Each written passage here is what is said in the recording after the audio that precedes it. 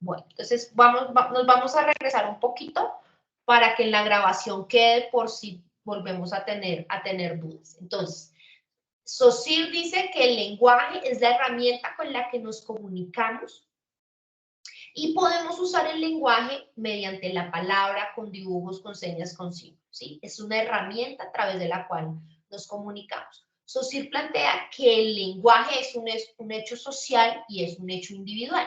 Por eso se plantea la dicotomía entre lengua y habla. Entonces, ¿qué entendemos por lengua? Es un sistema de signos lingüísticos con una intención comunicativa. Es decir, la lengua es igual al idioma, que es un sistema que hemos construido a lo largo de la historia de la humanidad para poder comunicarnos. Y esa lengua cambia dependiendo de nuestra ubicación geográfica y dependiendo de nuestro contexto. Por eso se habla de que es un hecho social, la lengua. ¿Por qué? Porque es un conjunto de signos que debemos apropiar para poder comunicarnos. ¿Por qué ponía el ejemplo de la película de La Llegada o Arrival? Porque justamente esta lingüista que llevan allá para traducir ese lenguaje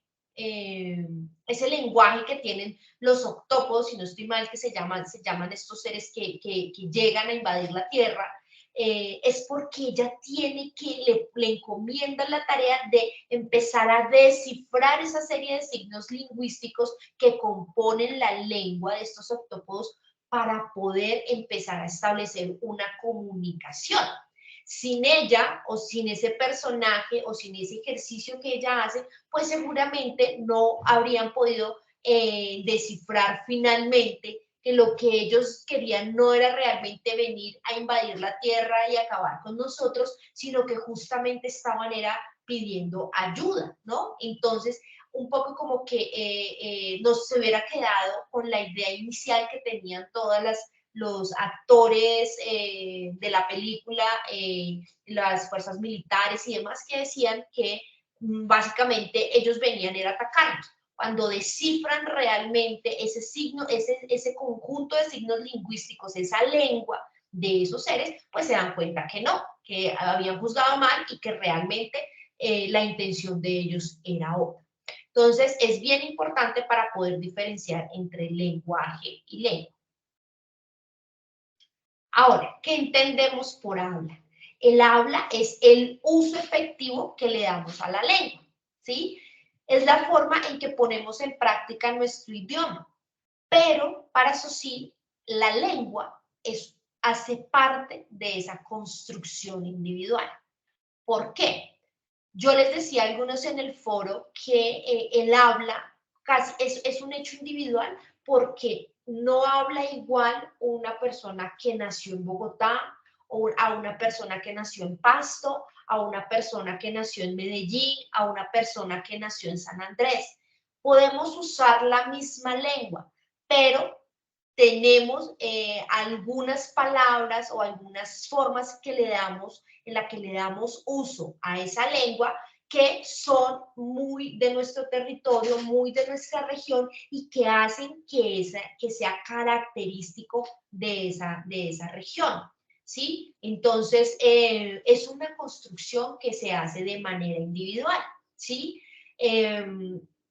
Por eso es tan importante diferenciar que cuando hacemos el uso, o sea, todos hacemos un uso efectivo de la lengua, ¿sí? Cuando aprendemos un idioma y lo aprendemos y lo dominamos, pues hacemos un uso efectivo al hablarlo, ¿sí? Pero cuando ya apropiamos los modismos, las diferentes palabras que se usan solo en esa región, no solo, entonces ya estamos, digamos que, ejerciendo un acto de habla mucho más cercano a esa región y ya me voy de pronto a comunicar mucho mejor con esas personas que están en ese territorio. Por eso para nosotros los que somos de Bogotá, hay ciertas palabras que nos pueden sonar raras que se dicen en la zona de la costa o en la zona de Antioquia, ¿sí? Yo digo amigo y allá en Antioquia dicen parcero, ¿sí? Entonces, significan lo mismo, ¿sí? Pero la palabra es diferente. Listo. Entonces, ahora vamos a entrar en la comprensión del concepto de signo. ¿Qué entendemos por signo? Bueno, cuando uno intenta explicar el signo, entonces hay muchos sinónimos y muchas maneras de explicar, ¿no? Entonces, digamos que para mí la que más se acerca, para que la tengamos más como que es más fácil de apropiar, yo signo lo relaciono con una representación. Entonces, por ejemplo, los signos de puntuación, ¿sí? El signo de admiración, ¿sí? Es una representación de algo, es una representación de una pausa, es una representación de signo de admiración, de que estoy sorprendido, ¿sí? Entonces es una representación.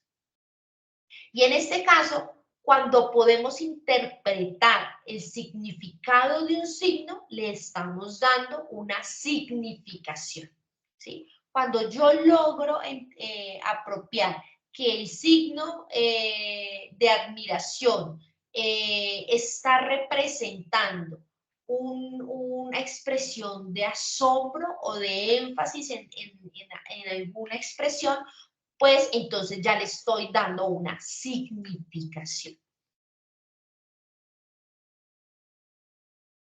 Listo. Y entonces volvemos aquí a Saussure y al signo lingüístico desde la perspectiva de Saussure.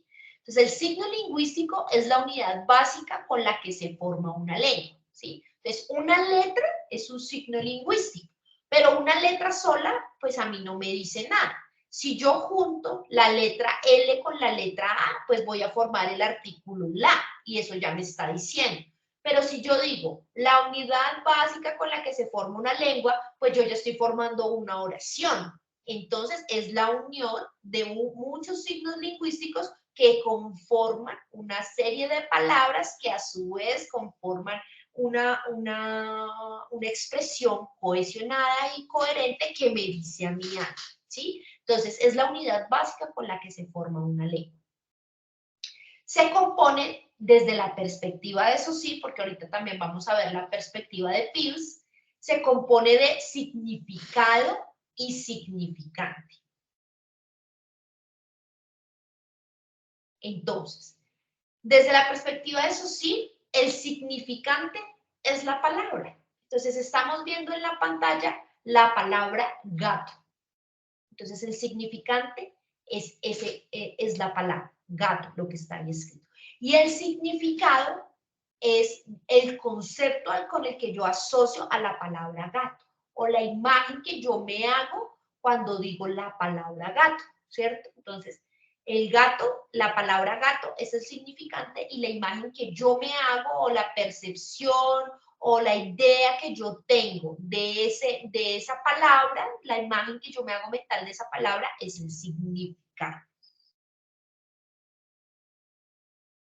Bueno, entonces, hay una cosa bien importante y es que cuando, por ejemplo, se hace referencia a emociones o a sentimientos o a estados de ánimo, para eso sí, el significante y el significado, bueno, el significante es el mismo, es la palabra, siempre va a ser la palabra, pero el significado va a ser un poco psíquico, es decir, subjetivo.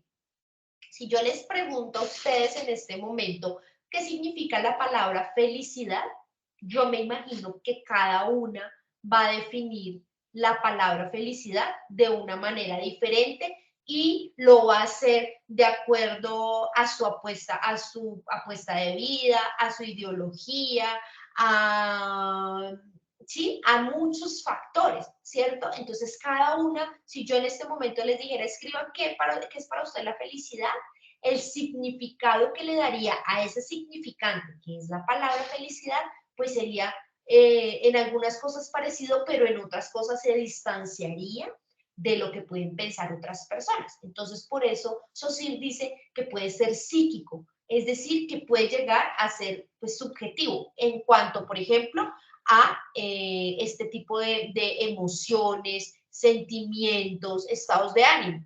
Si yo digo, Pues, ¿qué es un gato? Pues todas sabemos que un gato es un animal que tiene pelos, que tiene 4 patas, que es mamífero, ¿sí? O sea, estamos hablando del mismo significante y del mismo significado.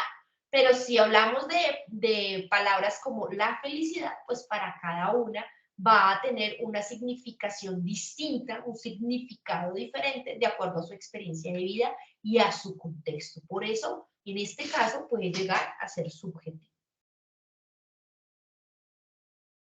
Bueno, Saussure dice que todo signo debe reunir, primero, una intención comunicativa, es decir, que siempre va a intentar dar a entender algo a una persona, ¿sí? Va a intentar comunicar algo siempre, y va a basar en el consenso o en la aceptación previa. Entonces, ¿a qué se refiere con un consenso o una aceptación previa? Es un acuerdo social tácito que se hace frente a un signo. Entonces, por ejemplo, para todos y para todas en una sociedad como la nuestra, la paloma blanca es el signo que representa para nosotros la paz, ¿sí? Y es un acuerdo que está hecho por consenso, o sea, como que no tuvimos que, de manera tácita, no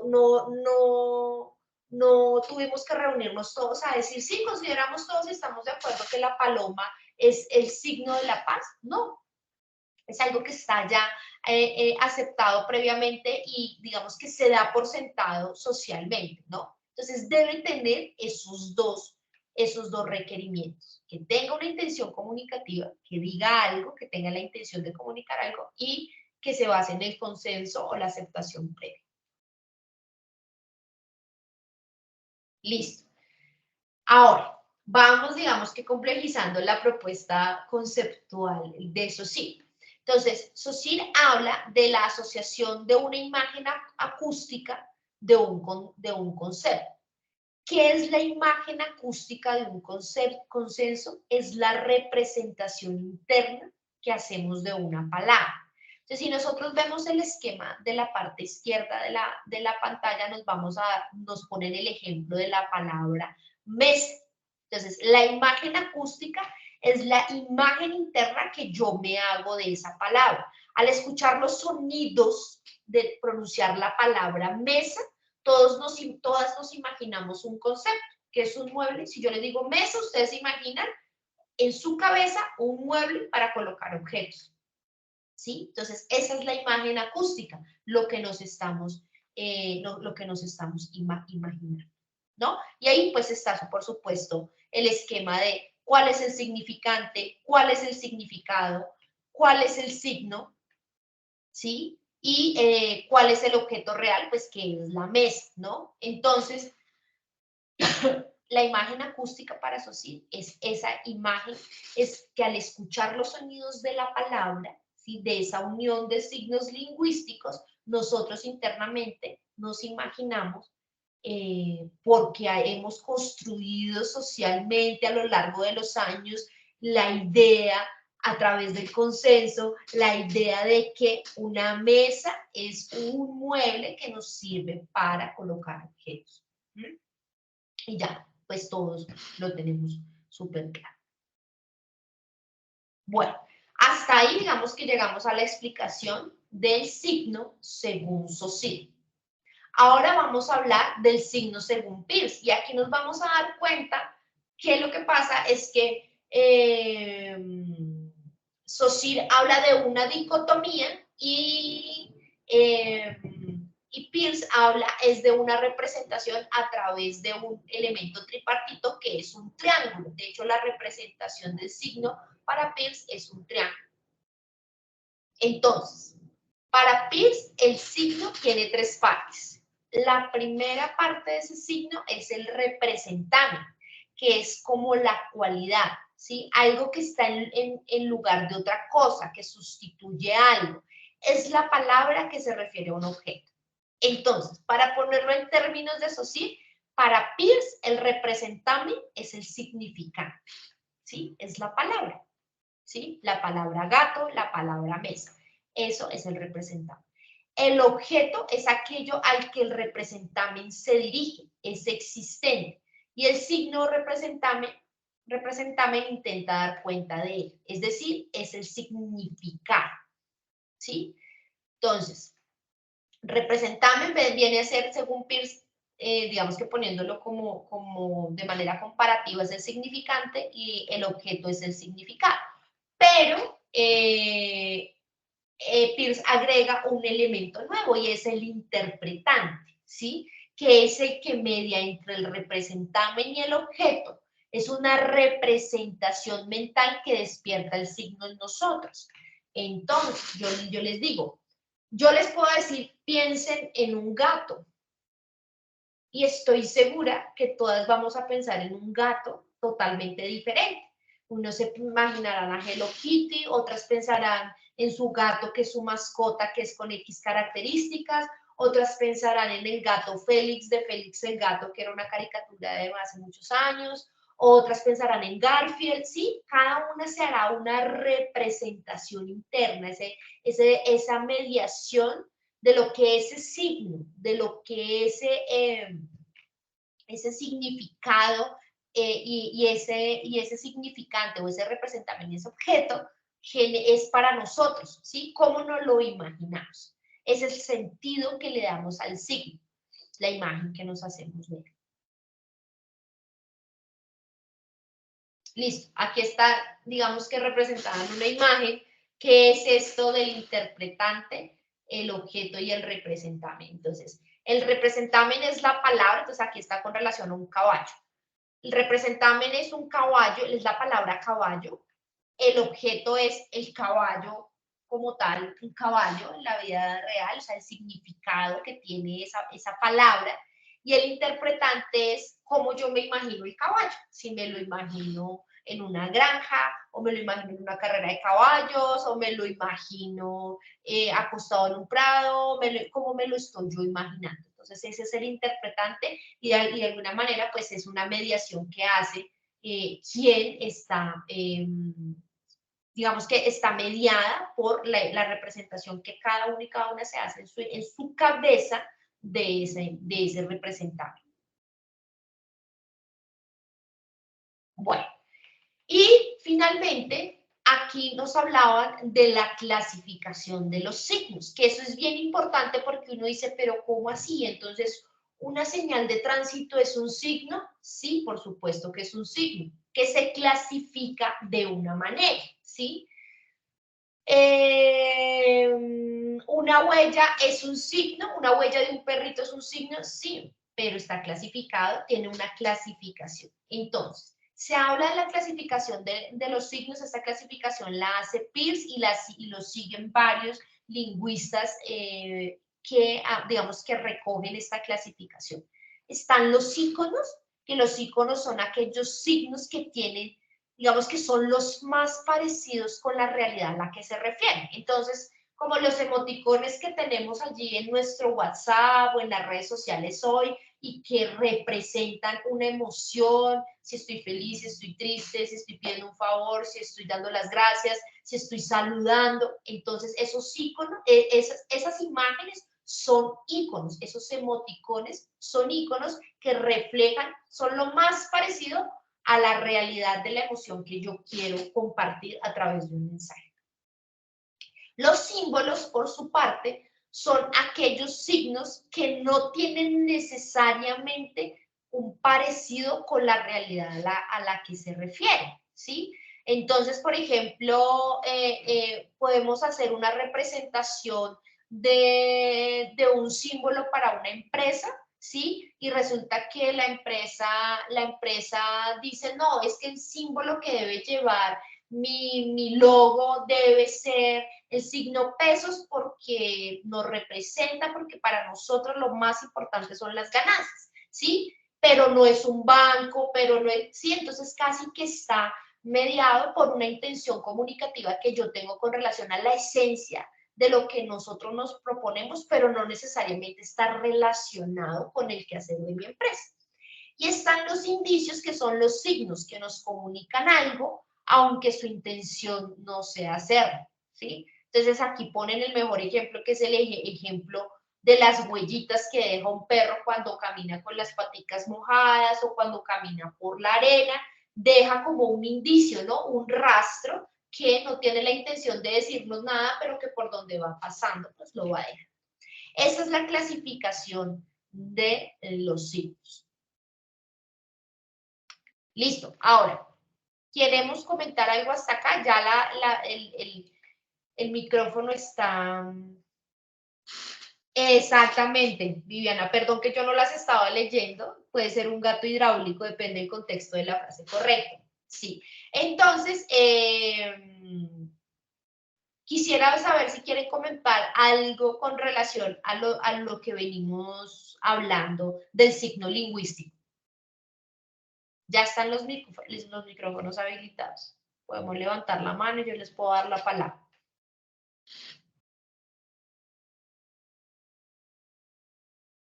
¿Ninguna?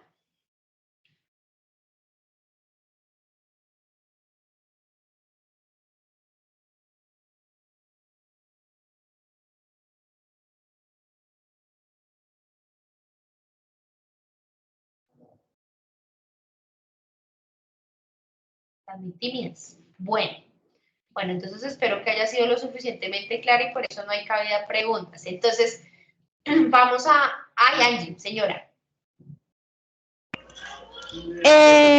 Profe, mira, lo que pasa es que yo tengo una pregunta. Digamos, en el caso de la clasificación de los signos de puntuación ahí no van o, digamos, como en qué grupo irían. Es que ahí está bien interesante la pregunta. ¿Ustedes qué creen? ¿Dónde podría ir clasificado los signos de puntuación? ¿En símbolos?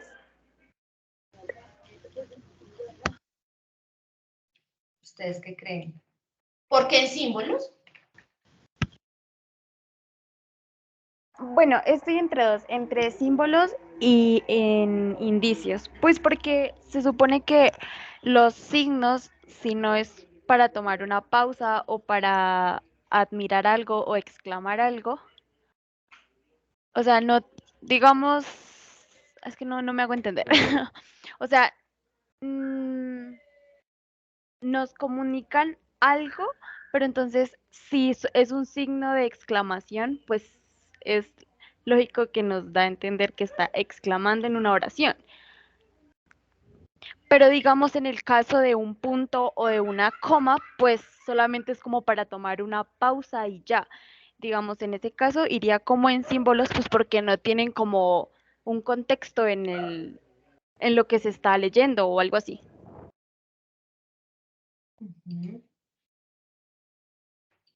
¿Alguien más está de acuerdo con la compañera o está en desacuerdo?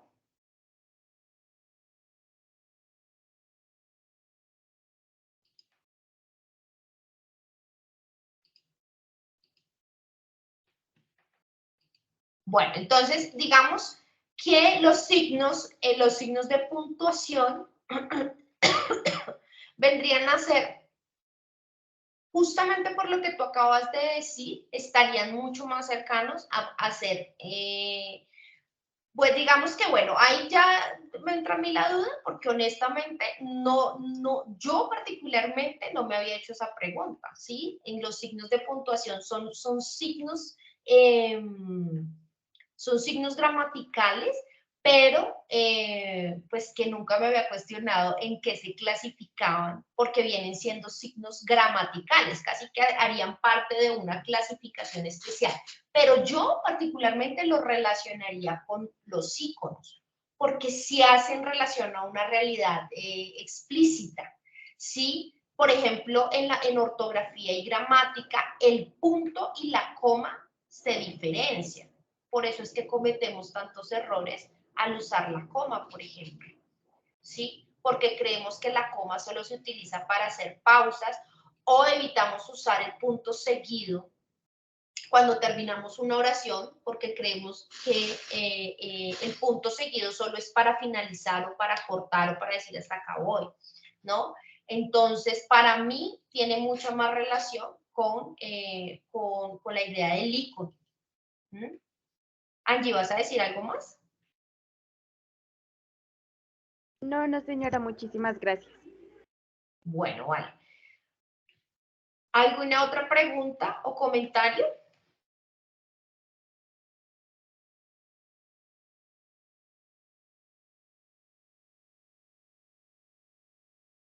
Bueno, entonces vamos directo a la conversación alrededor de la actividad de la tarea 2, que es el signo lingüístico y su influencia en la sociedad y cultura. Y hay un tema muy interesante y es que este tema de la lingüística termina siendo un tema bien técnico, incluso que los puede llegar a veces a confundir, ¿no? Entre qué es lengua y qué es habla y qué es lenguaje y entonces esto aquí cómo es y que la semiótica y que el análisis del discurso y bla. Pero aquí hay una cosa y es que es la reflexión alrededor de un tema técnico en el marco de unos contextos específicos y es su influencia en la sociedad y la cultura. Y ustedes se van a dar cuenta que en la actividad que deben entregar, el trabajo final que ustedes van a entregar está relacionado con un ejercicio contextual, ¿sí? Entonces ya vamos para allá, vamos a explicar por qué es contextual. Bueno, es una actividad que inició el lunes 9 de octubre y que va a finalizar el domingo 5 de noviembre. El resultado de aprendizaje es interpretar el papel del signo lingüístico, habla y lengua en las representaciones simbólicas, evidenciando los elementos culturales de cada una de las regiones a través de la creación de una historieta. Entonces, es cómo nosotros identificamos el signo lingüístico, el habla y la lengua, en esas representaciones simbólicas propias de la cultura en la que estamos inmersos, la bogotana, la santanderiana, la de la costa caribe, la de la costa pacífica, ¿sí? Entonces, va a ser, en ese sentido es que va a ser contextual. ¿Qué es lo primero que debemos hacer? Ya hay quienes han estado muy juiciosos participando en los foros, y es muy importante que lo hagan porque la rúbrica de evaluación incluye siempre la participación de ustedes en los foros, la participación y la retroalimentación de las intervenciones de sus compañeros y compañeras. Entonces, no es solo compartir lo que pide la guía, sino que además de eso ustedes deben retroalimentar a sus compañeros, propiciar pues un diálogo alrededor de lo que cada uno vaya compartiendo. Entonces, lo primero que hay que hacer es hacer la lectura del material bibliográfico. El primer material bibliográfico es de la página 9 a la página 20 del libro de Saussure, que recuerden que no es un libro propiamente escrito por él, sino que es un libro que se escribió posterior a la muerte de Saussure. Fueron sus estudiantes los que compilaron como las notas más importantes de este académico y se compilaron y se publicó este curso general de lingüística. Entonces, ahí hay que leer de la página 9 a la página 20 y ahí es donde nos empiezan a hablar del signo lingüístico y qué es eso, un poco como lo que yo les conté aquí de manera muy resumida, pero ahí está un poquito más amplio. Luego deben hacer lectura del capítulo segundo del libro Semiótica y Lingüística Fundamentos. El capítulo se llama Los sistemas de signos verbales y no verbales. Ahí está el enlace en la guía. Y ver el OVA, el signo lingüístico, que es un objeto virtual de aprendizaje que está allí también enlazado, está con el hipervínculo. Entonces, ¿qué vamos a ir haciendo? A partir de la lectura del curso general de lingüística, estudio preliminar, deben responder en el foro de la tarea 2, el signo lingüístico y su influencia en la sociedad y la cultura, lo siguiente. Conceptualizar y describir las principales características según los planteamientos de Saussure sobre lengua y habla. Entonces, ¿qué entendemos a partir de lo que dice Saussure sobre qué es lengua y qué es habla? Que yo pues acá lo acabo de explicar. Y ejemplificar las respuestas con situaciones relacionadas al contexto a partir de un ejemplo por cada concepto. Pueden usar recursos audiovisuales o ilustraciones. Entonces, vuelve al mismo ejemplo de que yo para decir amigo, si yo soy de Bogotá, pues digo amigo, pero si yo soy de Antioquia, digo parcero, ¿sí? Entonces estamos diciendo lo mismo, pero le estamos dando un uso a la lengua diferente, al idioma diferente. Entonces ahí deben poner como esos ejemplos. A partir de la lectura del capítulo segundo llamado Los sistemas verbales y no verbales, el estudiante, y de LOBA, el signo lingüístico, el estudiante debe responder en el foro las siguientes preguntas. ¿Qué es el signo lingüístico y cuáles son sus principales características? Fíjense que yo aquí en la presentación ya les respondí las preguntas, ¿no? Entonces, desde decir qué es el signo lingüístico y cuáles son las características, ¿no? Entonces, como es la dicotomía del significante, el significado. Las respuestas deben ser coherentes, reflexivas y argumentándose en el material bibliográfico. Para cada respuesta debe tener mínimo un párrafo de 5 líneas, debe escribir las respuestas directamente en el foro. Luego el estudiante debe realimentar alguna de las participaciones de sus compañeros de grupo. Dicho comentario debe propender a la reflexión y el aporte conceptual por parte del estudiante. ¿Sí? No es como decir, sí, muy bonito todo lo que compartes, sino que puedas realmente hacerle un aporte, una reflexión a partir de lo que el compañero dice. Y finalmente van a hacer una historieta, ¿sí? Van a crear una historieta en la cual evidencian la importancia del signo lingüístico, la lengua y el habla para las interacciones sociales de su región. Entonces es muy chévere porque un poco es como que ustedes empiecen a hacer un ejercicio de introspección en su cultura, ¿sí? Si desea el lugar donde ustedes sean y digan, y es que mire, nosotros en la costa hablamos así, así, así, pero si yo voy a tal lado, yo me doy cuenta, entonces ustedes pueden crear unos personajes que puedan interactuar entre ellos y tal vez empezar a hacer evidente como esos usos, ese uso del habla, ese uso de la lengua, ese habla que se experimenta en cada una de las regiones de las cuales ustedes son.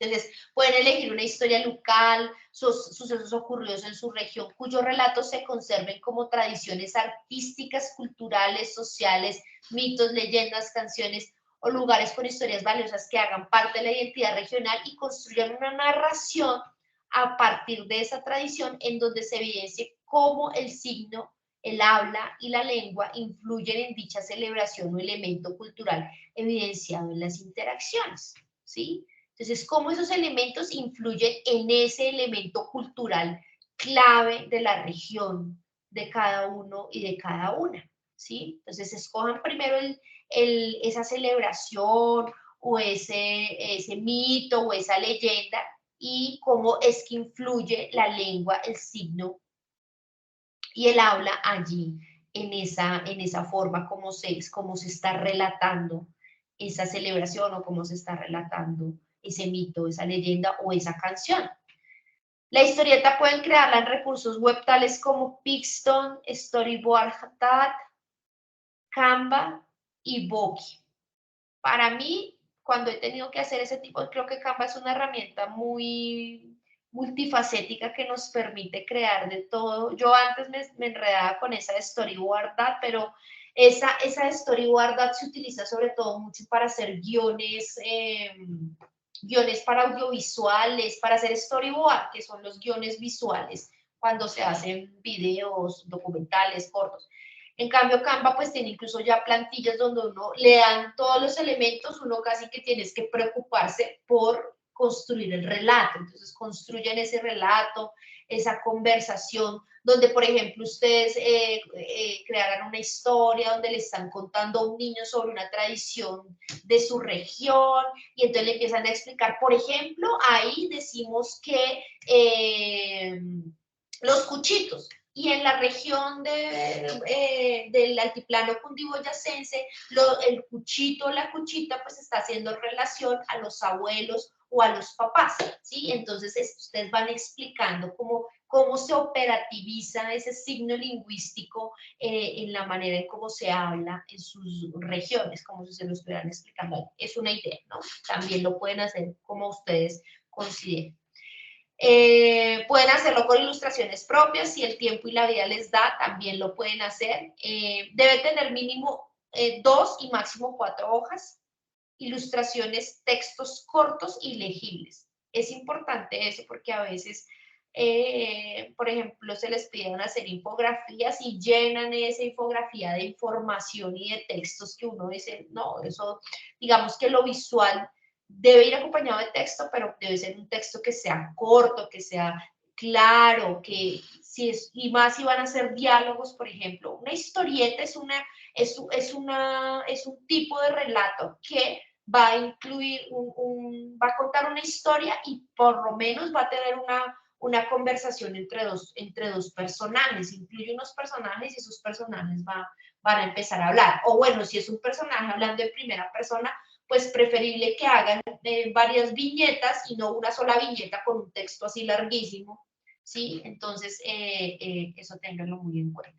Debe tener inicio, nudo y desenlace. Ese es el esquema básico de cualquier escritor que narre una historia. Inicio, nudo y desenlace. Listo. Recuerden que esto lo deben entregar deben entregar un documento en Word con su portada además, con las preguntas que respondieron, con todos los puntos anteriores, deben también incluirlo allí en el trabajo, ¿sí? Deben entregar no solo la historieta, que en la historieta puede ser el enlace o algunos ponen el pantallazo, pero pues que ese enlace sea público, que sea para visualizar de manera pública, y las demás aportes que hicieron ustedes en el foro. Algunos cogen y copian y pegan una captura de pantalla, está muy bien, está válido, o lo hicieron primero en el Word y luego lo pegaron en el foro. De las dos maneras está muy bien. Lo importante es que entreguen en el documento final pues las respuestas a cada uno de los pasos. Estas son las referencias bibliográficas, que son pues las referencias que se utilizaron y que están en el sílabus. Perdón, disculpe, profesora, una preguntita. Sí, señora. Mira, en principio yo, la historieta que yo quiero hacer, o sea, en principio no va a tener mucho diálogo, sino que van a ser como señas, porque, o sea, la historia que yo quiero hacer es como de dos extranjeros que van a Colombia a aprender español. Entonces, en principio no saben y se conocen en la clase. Entonces, al principio se comunican por señales, como vamos a comer, entonces se hacen la señal como de ir a comer o qué hora es, entonces pues eso. Y después al final, que ya como que aprenden español, entonces ya los dos sí se pueden comunicar. Entonces, esa es como la historia que yo quiero hacer. ¿La puedo hacer así sin mucho diálogo al principio? Sí, incluso en las historietas uno también puede poner la voz de narrador, ¿sí? En una parte, o sea, ejemplo, si tú lo que quieres es, o sea, no necesariamente ellos hablan, pero consideras que la imagen para que sea mucho más clara contenga un narrador, las historietas también contienen narrador, entonces no puede poner arriba una franjita donde diga, esta es la historia de los dos gringos que llegaron a Colombia y no sabían hablar español, ¿sí? Ellos se Sí, sí, comunicaban sí. por señas, sí, lo puedes también hacer así y al final sí como que ya, sí poder desarrollar algunos diálogos donde se evidencie que ellos apropiaron la lengua y que incluso apropiaron modismos del habla propia sí, de nuestra cotidianidad, sí, está muy bien. Lo importante es que se entienda. Sí, listo, gracias. Vale. Angie, ¿vas a hacer otra pregunta? Tienes la manito levantada. No, no, señora, qué pena. Tranquila. Bueno, pues entonces eso sería como el tema yo creo que pues yo traté a lo largo de la sesión de dar respuesta a lo que se solicita para la actividad, para que para ustedes sea mucho más sencillo desarrollar la actividad en el foro. para que sea mucho más claro poder ejemplificar, por ejemplo, lo que entendemos por lengua y habla en las respuestas. Por supuesto que ustedes explíquenlo con sus propias palabras, pero para que el ejemplo sea mucho más fácil. Por ejemplo, yo le decía a Viviana en su intervención en el foro, yo le decía, bueno, la idea del habla, ¿cómo lo diferenciamos, no? Entonces, el habla es como que aquí en Colombia nosotros usamos unas palabras para referirnos a ciertas cosas, pero que si yo voy y utilizo esa misma palabra en otro lado, esa palabra va a tener, en otro país, esa palabra va a tener una connotación, un significado ofensivo para esas personas, pero para nosotros no, ¿no? Entonces es cómo se puede poder poner allí en los ejemplos el ejercicio del habla y cómo en el marco pues apropiamos el concepto de habla muy desde el contexto sociocultural de donde proviene quien está utilizando el X o Y lengua. Bueno, señora Viviana. No, que quería contar, por ejemplo, respecto a lo que estaba comentando, de que en unas regiones se utilizan unas palabras que en otros lugares tienen otro significado, pues que a nosotros nos pasó, que yo estaba pequeña y viajamos con mi mamá desde, desde el Meta a Ibagué. Entonces, llegamos muy por la mañana y de repente, claro, yo era pequeña y mi mamá, entonces entramos a una cafetería y mi mamá pidió un perico y nos sirvieron un café. Y mi mamá quería era unos huevos perico. Ah, sí, claro. Esa era la Claro, historia. claro. Ah, claro, muy chistoso.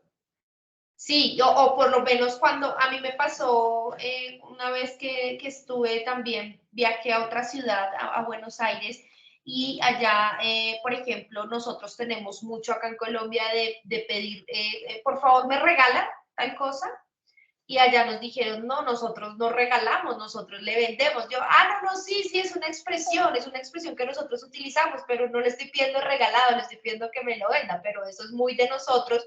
Y entonces ahí, pues claro, se genera como ese choque cultural, y donde a veces, por ejemplo, hay cosas que uno, cuando uno ya operativiza la lengua, pues uno entrar a explicarle a otra persona, no, es que nosotros lo decimos así por tal razón,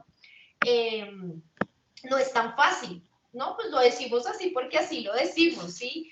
Digamos que en el caso de esto que yo les digo, de la experiencia con el regalado o me vende, pues era muy fácil de explicarlo, pero hay otras que en alguna oportunidad yo compartí con un chico que venía de Corea del Sur, y era muy juicioso estudiando español. De hecho, era un autodidacta genial. Y él nos preguntaba muchas cosas sobre la manera como nosotros usábamos el español, que nosotros no sabíamos, o sea, nosotros solo sabíamos que lo decíamos así, pero nunca nos habíamos cuestionado por qué lo decíamos así o para qué lo decíamos así. Y claro, ahí era donde uno empezaba a decir, oiga, qué importante es el estudio del lenguaje, porque no, o sea, lo sabemos que así se utiliza acá, no, así lo usamos acá, pero no sabemos realmente la causa, el origen, no, nunca nos lo hemos cuestionado. Entonces es bien interesante. Juan David. Profe, buenas noches. Quería saber si con respecto a la historieta se podría hacer así tipo como corrección del habla, ¿no? Pues acá en Cundinamarca, por decirlo así, ya que la compañera habla de otras regiones, tenemos muchos dichos que en otras regiones se expresan de otra manera y pues digamos que podría, no sé si se puede hacer la historieta tipo corrección de esos lenguajes o expresiones. Pues ya que Pues habla es de que la región, ¿no? el problema es que no sé si sería necesario entrar a corregir, o a qué te refieres con corregir. O sea, Porque no, que yo lo diga de una manera y en otro lado lo digan de otra forma no quiere decir que la mía esté bien y la de la otra persona no esté bien. Son maneras de bueno, usar eso. la lengua. Exacto, o sea, sí, o sea, no es corregir, sino el significado de las otras palabras. Sí, lo que en tú otras podrías de regiones. pronto es empezar a decir, sí, vuelvo al mismo ejemplo de amigo y parcero, que es como el más fácil, de, claro, para mí parcero en Antioquia significa amigo, pero nosotros decimos parcero porque es más fraterno. Para nosotros los rolos que somos más fríos, pues entonces es amigo, y no, sí, como empezar como a encontrar como esas similitudes o esas palabras que dicen lo mismo, que tienen el mismo significado, es el mismo significante, perdón, pero tal vez, digamos que cada quien, es el mismo significado, perdón, pero el significante es distinto, ¿sí? Tienen De el hecho, mismo, la misma intención, pero se dicen o se nombran de otra manera, señor. bueno, pues ya que hablan de otro país y eso, y de que dice que la historieta tiene que ser con respeto a la región, pues yo hace poco estuve en Chile, me pasó el cambio de expresiones también, pedía, digamos, un tinto, llegaba era un vaso de vino tinto, porque allá el tinto se utiliza como vino. Así muchas palabras, ¿sí? Entonces, pues ahí dice que es de la región, quería saber si también la puedo hacer, pues como a Sí, base de mi experiencia. claro, porque tú podrías cuando uno sale sobre todo del país, uno se encuentra mucho con ese tipo de cosas que sí terminan a veces generando conflicto. Mira que tú esperabas un café, Sí, un tinto, lo que nosotros conocemos como un tinto, y allá te llevaron, entonces es como, pero no, yo quiero la bebida caliente que se hace a base de café. sí, Claro, no está muy bien. Digamos que de, podemos hacerlo de muchas formas. Podemos hacerlo de muchas formas. Lo ay, sí, importante es que se pueda ejemplificar en ese relato, en esa historieta, pues los diferentes usos de la lengua. Saray tenía sí, la manita sí, es que levantada, señora. me pasó mucho porque me pasó también lo del regala, ¿no es? Vendemos, ellos tienen como una cultura de, Sí, son muy sí, correctos con mis cosas sí. y así era, entonces pues si la puedo hacer a base de eso sería genial. Sí, está muy bien. Sí, pero entonces digamos que ahí es muy importante porque pues también desde la apuesta crítica, digamos que, y si hacemos un ejercicio de reflexión intercultural y demás, pues no quiere decir que es que nosotros lo decimos bien, ellos no, son expresiones de usos de la lengua y del lenguaje que Diferentes. están dadas en un contexto determinado y tienen que ver es con la cultura de La ese cultura. contexto, ¿sí? Sí, Sí, entonces eso es bien importante que lo tengamos presente. de hecho pasa mucho entre el lenguaje francés en el idioma y el inglés británico y el inglés estadounidense y el francés también hay palabras que entre ellos se desconocen. Entonces es como un aprendiz de muchas expresiones dentro del mismo lenguaje. Correcto. Listo. Saray. Profe, que ahí entraría mucho lo que tiene que ver con la jerga. No, Ujú. pues o sea, a pesar de que, digamos, yo vivo en Medellín, ¿cierto? Pero en Medellín no todo el mundo maneja las mismas palabras o con el mismo concepto. Entonces entraría mucho como cierto grupo social, por así decirlo, que no va a hablar igual que lo hablan en otros lados. Entonces sí, sería mucho de la jerga. Y del contexto, tiene mucho que ver con o sea, por eso es que Saussure dice que la lengua es un hecho que es social y que es individual, ¿sí? No es como que sea una sola cosa y que tiene que ser usada de esta manera, sino que también está determinada por el relacionamiento con otros, pues porque además es la base de la comunicación, ¿sí? Entonces, por supuesto que la cultura y el contexto van a determinar la forma como se emplee la lengua. Y por eso pues es que se da el aula, ¿no? La manera como la utilizamos. Bueno, no les quiero quitar más tiempo porque ya son las 8:35 y ya espero que haya quedado claro el tema. Espero sus participaciones muy juiciosos entonces de aquí en adelante para poderles retroalimentar y para que no se cuelguen. Una cosa súper importante y es que yo no sé si ustedes saben, pero en los foros por reglamento, yo siempre se los digo a todos mis cursos porque creo que algunos no saben, por reglamento ustedes tienen hasta 3 días antes de cierre la actividad para participar en los foros, ¿sí? Ya, porque ya después de eso, pues nosotros los tutores nos dedicamos es ya a calificar o ya nos concentramos es en el entorno de evaluación. Entonces, pasa mucho que a veces nos colgamos y el último día es entonces, por ejemplo, la pasada cerraba el 8 de octubre y la mayoría de mensajes que llegaron fueron del 8 de octubre y por supuesto, pues que esas participaciones, si bien es cierto, yo las tuve en cuenta para reconocerlas para calificación, pues ya yo no las retroalimento porque yo ya, pues desde el 6 de octubre yo ya, pues casi que ni entro más a los foros. Yo veo que están los mensajes, pero yo digo no ya, porque digamos que la idea es que esto sea un proceso en el que seamos muy juiciosos y podamos, pues no entrar todos los días, pero sí estar allí participando y retroalimentando también a sus compañeros. Bueno, entonces les agradezco mucho, les deseo una feliz noche, muchas gracias. Sí, eso es cierto, a veces retroalimentar, cuando por ejemplo participan tarde es complicado, pasó en grupos donde, por ejemplo, a mí me pedían que hiciera un comentario, pero resulta que solo participó una sola persona en el foro. Entonces, ¿yo cómo voy a afectar a esa persona que porque no retroalimentó si resulta que es que sus compañeros no participaron? Entonces, eso es muy importante y es que, pues, por supuesto, podamos tener todos los factores en cuenta para que, pues, para que el proceso se desarrolle de la mejor manera.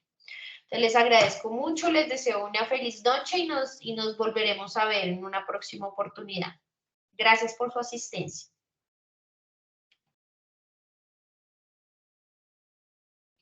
Chao a todos. Gracias, profe, hasta luego. Gracias. Hasta luego.